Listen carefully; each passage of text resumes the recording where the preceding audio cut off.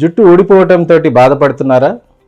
జుట్టు తలపైన తక్కువగా అయిపోయి బట్టతల రావటం, అలానే హెయిర్ లాస్ కావటం, హెయిర్ థిన్నింగ్ కావటం, దీంతో బాగా ఇబ్బంది పడుతుంటే ఎలాంటి కారణాల వల్ల, ఎటువంటి కారణాల వల్ల, ఏ విధమైన ట్రీట్మెంట్ ఆప్షన్స్ ఉంటాయి, ఇవన్నిటి గురించని ఎన్నో అపోహలు, ఎన్నో అనుమానాలు ఉంటాయి. కాబట్టి వీటినన్నిటినీ క్లియర్ చేయడానికని నేను మీకు అవేర్నెస్ వీడియోతోటి నేను మీ ముందుకు వస్తున్నానండి. నేను మీ doctor Raj Kireet, Celestee skin laser and hair clinic, Jubilee Hills మరియు కోకాపేట్లో chief and founder dermatologist and hair transplant సర్జన్గా ప్రాక్టీస్ చేస్తుంటాను.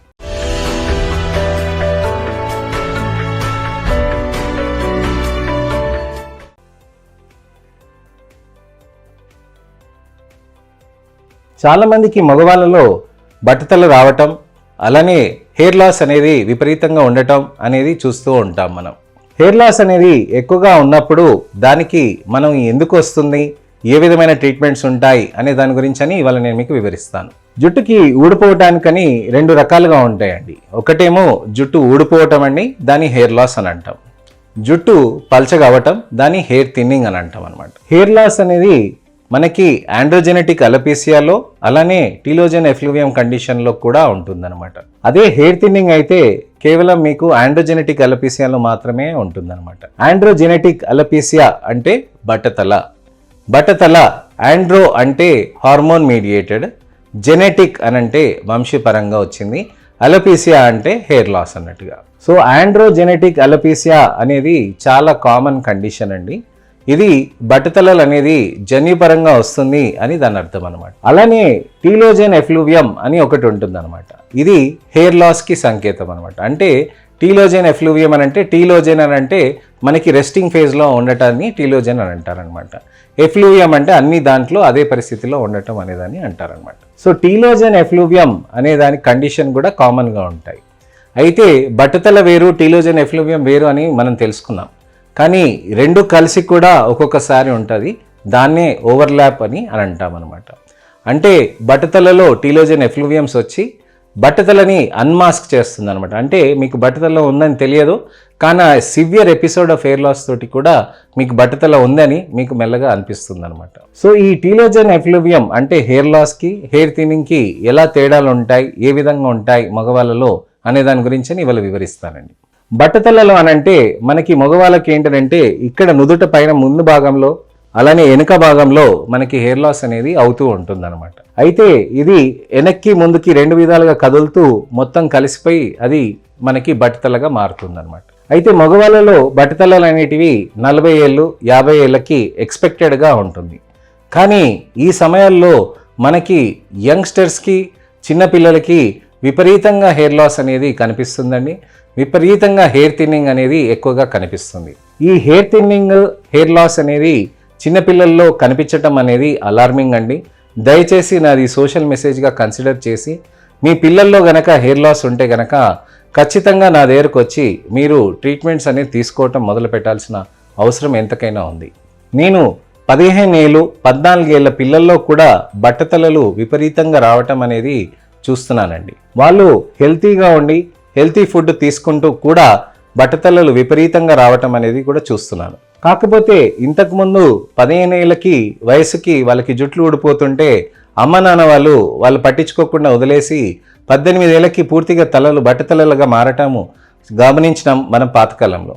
కానీ ఇప్పుడు అవేర్నెస్ పెరిగి అందరిలో ఇమీడియట్గా హెయిర్ లాస్కి ఇమీడియట్గా మెడికల్ అటెన్షన్ తీసుకొని రిజల్ట్స్ అనేటివి తెచ్చుకోగలుగుతున్నారు. అలానే మీకు ఎర్లీగా ఉంటే గనక మీ పిల్లల్లో గనక నెగ్లెక్ట్ చేయకుండా ఖచ్చితంగా తీసుకొచ్చి చూపించుకోండి. అయితే ఇది బట్టతలలు అనేది మనకి ఎప్పుడైనా స్టార్ట్ కావచ్చండి. ఎప్పుడైనా స్టార్ట్ అయినప్పుడు మనం దానికి ట్రీట్మెంట్స్ తీసుకుంటూ మంచిగా జాగ్రత్తలు తీసుకోవాల్సిన అవసరం ఉంటుందన్నమాట. బట్టతలలు వచ్చిన వాళ్ళకి ముఖ్యంగా మనం గమనిస్తే న్యూట్రిషనల్ డెఫిషియన్సీస్ వల్ల కూడా బట్టతలలు బయటికి వచ్చే ఛాన్సెస్ ఎక్కువగా ఉంటాయి. అలానే లైఫ్ స్టైల్ వల్ల కూడా. టీలోజన్ ఎఫ్లూవియంలో మనకి బ్యాడ్ లైఫ్ స్టైల్ అంటే సరైన టైంలో నిద్ర లేకుండా ఉండటం, అలానే సమయానికి భోజనం చేయకుండా ఉండటం, అలానే సమయానికి భోజనం చేస్తున్న దాంట్లో న్యూట్రిషియస్ ఆహారం లేకుండా ఉండటం, ఎక్కువగా ఇన్ఆర్గానిక్ అంటే బాగా కెమికల్స్తో పండించిన ఫుడ్, అలానే దానితో పాటు సమయానికి మీకు స్ట్రెస్ ఎక్కువగా ఉండటం, ఫిజికల్ స్ట్రెస్ అంటే వెయిట్ లాస్ ఉండటం, యంగ్స్టర్స్లో వయసులో ఉన్న పిల్లలకి ఈ మధ్యకాలంలో గమనించింది ఏంటంటే సరైన ఆహారం తీసుకోకుండా ఉండటం, ఇలాంటివి అన్నీ కూడా చేస్తూ ఇంటర్మిటెంట్ ఫాస్టింగ్స్ చేస్తూ వెయిట్ లాస్ అవుతున్నారు. వీళ్ళల్లో కూడా హెయిర్ లాస్ అనేది అవుతూ ఉంటుంది అనమాట. అలానే విపరీతమైన డాండ్రఫ్ ఉన్నప్పుడు దాంతో కూడా హెయిర్ లాస్ అనేది అయ్యేది ఛాన్సెస్ ఎక్కువగా ఉంటాయి. న్యూట్రిషనల్లో B12 డెఫిషియన్సీస్ అండి, ఐరన్ డెఫిషియన్సీస్ అండి, వైటమిన్ D డెఫిషియన్సీస్ ఉంటాయండి. మగపిల్లల్లో థైరాయిడ్ ఇష్యూస్ ఉంటే దానివల్ల హెయిర్ లాస్ విపరీతంగా అయ్యే ఛాన్సెస్ ఉంటాయి. అలానే ఆడవాళ్ళలో థైరాయిడ్తో పాటు PCOS అండి, మెనోపాజ్ ఉన్నప్పుడు అప్పుడు అవుతుందండి, ప్రెగ్నెన్సీ అప్పుడు కూడా అవ్వచ్చండి. అయితే మగవాళ్ళలో మనకి బట్టతలలు అనేది ఏ వయసులో నుంచి అయినా మొదలై ఆ వయసు నుంచి మొదలైనాక అది కంటిన్యూస్గా ప్రోగ్రెస్ అవుతూనే ఉంటుందన్నమాట. దానికి మనము చూసుకొని లైఫ్ స్టైల్, అలానే న్యూట్రిషన్, అలానే హార్మోనల్ ఎవాల్యుయేషన్స్, రక్త పరీక్షలు రిపీట్ చేసుకోవాల్సి వస్తే మళ్ళీ రిపీట్ చేసుకొని మనం ట్రీట్మెంట్స్ అనేది తీసుకోవాల్సిన అవసరం ఉంటుందన్నమాట. అయితే ఈ హెయిర్ లాస్ అవుతున్నప్పుడు మనకి ఏ రకమైన ట్రీట్మెంట్స్ ఉంటాయి, ఏ విధమైన మనకి లోషన్స్ ఉంటాయి, టాబ్లెట్స్ ఉంటాయి అని చాలామంది ఆలోచిస్తూ ఉంటారు. లోషన్స్లలో మీకు పెప్టైడ్స్ ఉంటాయండి, అలానే ఇతరత్ర మెడికల్ కాంపౌండ్స్ ఉన్న లోషన్స్ ఉంటాయండి. దానితో పాటు వచ్చేసి మినాక్సిడిల్ అనేటివి కూడా ఉంటాయి. ఈ మినాక్సిడిల్ అనేది చాలా సేఫ్ అండి. మీకు జుట్టు ఊడటం అనేది ఉంటే కనుక ఖచ్చితంగా మినాక్సిడిల్ అనేది మంచి స్నేహితుడు. మీకు ఖచ్చితంగా మినాక్సిడిల్ అనేది మీరు హెయిర్ లాస్ని కంటిన్యూస్గా వాడుతుంటే మంచి రిజల్ట్స్ ఉంటాయి. కానీ మినాక్సిడిల్ వాడే పద్ధతి, చేసే పద్ధతి, దాంతోపాటు దాన్ని మొదలెట్టే పద్ధతి కూడా ఉంటుందండి. అది మీరు మా దగ్గరకు వస్తే అసలుకి అవసరమా లేదా, లేక ఏ విధంగా చూడాలి అనే దాని గురించి అని నేను మీకు వివరిస్తానండి. అలానే ముఖ్యమైన విషయం ఏంటంటే మీకు హెయిర్ లాస్ ఉన్నప్పుడు ఫస్ట్ రక్త పరీక్షలు చేసుకుంటూ దాంతోపాటు platelet rich plasma, growth factor concentrate, mesotherapies, ఇలాంటి వివిధ రకాలైన థెరపీస్ మనకి అవైలబుల్ ఉంటాయండి. దాన్ని మనం ఖచ్చితంగా యూస్ చేస్తూ మంచి రిజల్ట్స్ అనేటివి మనం సాధించవచ్చు అనమాట. అయితే చాలా ముఖ్యమైనది ఏంటంటే హెయిర్ లాస్లో మనకి బ్లడ్ టెస్ట్లు చేసుకున్నాక న్యూట్రిషనల్ సప్లిమెంటేషన్ అనేది తీసుకోవాల్సిన అవసరం చాలా ఉంటుందన్నమాట. అయితే దానికి మేము కొన్ని రకాలైన tablets, essential fatty acids, omega-3 fatty acids, దానితో పాటు మల్టీవైటమిన్స్, ఇలాంటివే కాకుండా హెయిర్ వైటమిన్స్, దీంతో పాటు rotational vitamin therapies, cyclical therapies, iron calcium cyclical therapies, వివిధ రకాలైన సైక్లికల్ థెరపీస్ మనం యూస్ చేస్తామన్నమాట. ఇవి యూస్ చేయడంతో మనకి జుట్లు అనేటివి చాలా మెరుగ్గా, గట్టిగా అనేది తయారవుతుందన్నమాట. అయితే ఈ హెయిర్ లాస్కి పెప్టైడ్స్ అనేది మొదలెట్టుకొని ఆ హెయిర్ లాస్ని కంట్రోల్ చేసుకుంటూ ఆ తర్వాత లోషన్స్ తోటి, మినాక్సిల్స్ తోటి మొదలెట్టుకొని మెల్లగా ట్రీట్మెంట్స్ అనేది చేస్తామండి.